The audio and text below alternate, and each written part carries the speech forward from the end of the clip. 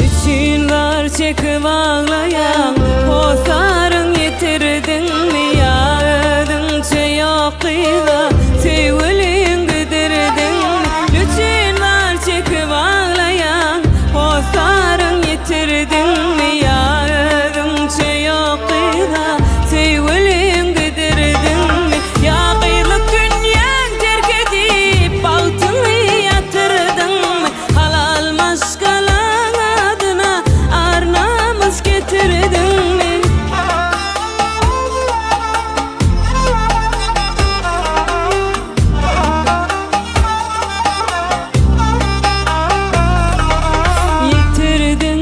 Yitirdin mi ağlaman dinle sözümü Yitirdin mi aydanım sana gelmiyor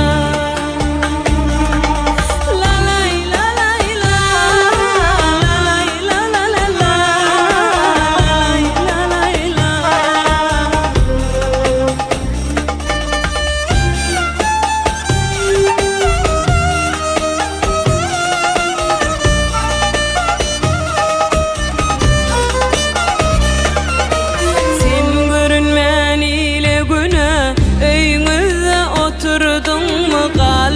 Sen gurrunlara günah iş bitirdin mi? Görünmen sen ile günah öyünüzde oturdun mu? Kalın mı sen gurrunlara günah iş bitirdin mi? Korkup Allah'ın zulmünden ençeden atırdın mı? Naçin var çekip ağlayan lalmadın ya da törme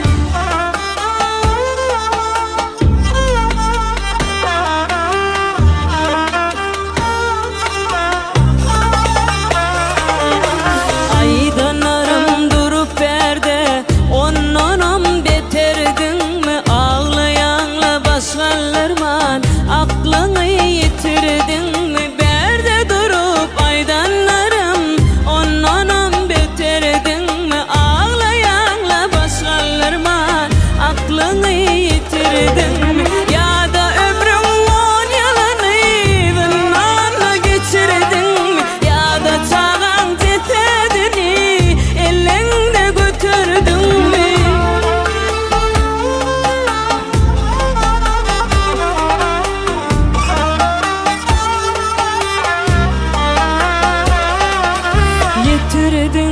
Yitirdin mi?